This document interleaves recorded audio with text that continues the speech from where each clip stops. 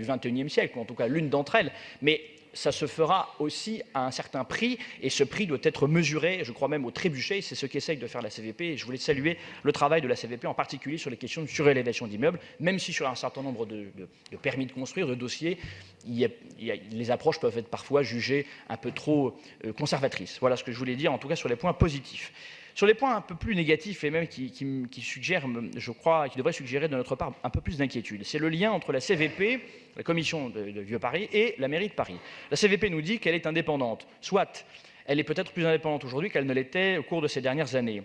Cela étant dit, j'ai une vision moi, assez absolue de l'indépendance de ce type d'organisme par rapport à la mairie de Paris, et je regrette à titre personnel qu'il y ait encore à la CVP des représentants de l'administration de la ville de Paris, des représentants de la majorité qui souvent sont un peu les représentants eux-mêmes de l'administration de la ville de Paris, qui n'ont pas forcément l'occasion de regarder en détail ce que l'administration de la ville propose. Et à l'inverse, je constate que la ville de Paris, elle, prend beaucoup de liberté à l'égard de la commission du Vieux-Paris. J'en veux pour preuve le fait que sur 17 adresses sur lesquelles la ville de Paris a été était directement concerné, je dirais même exclusivement concerné. Sur ces 17 adresses sur lesquelles la commission du Vieux-Paris a saisi la ville de Paris, en réalité, seules 4 réponses véritablement satisfaisantes, si j'en crois le bilan qui a été fourni par la CVP, sont parvenues aux membres de la CVP, alors même qu'il y en a 6 réponses, sur 6 adresses, sur les 17 adresses, il y en a 6, sur lesquelles la ville de Paris n'a même pas fourni d'explication. Donc je crois que la ville de Paris, de ce point de vue-là, devrait davantage s'intéresser, davantage respecter les travaux de la commission du Vieux-Paris. Enfin, un autre point d'inquiétude, je terminerai là-dessus, sur les missions de la commission du Vieux-Paris.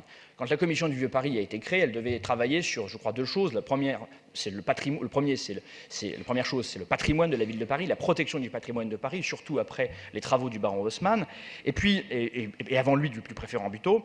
Et puis ensuite, le deuxième sujet, c'est les archives, en gros, toutes les découvertes, toutes les fouilles archéologiques qui étaient menées à l'époque, qui devaient mener aussi à un gros travail ensuite d'exposition de l'histoire de Paris. Sur le premier sujet qui concerne le patrimoine de Paris, il y a quand même un dossier très important qui est celui des églises de Paris. Nous avons à Paris 96 sites, 96 sanctuaires dans lesquels il y a quasiment 40 000 œuvres d'art, 130 orgues qui sont en situation de péril.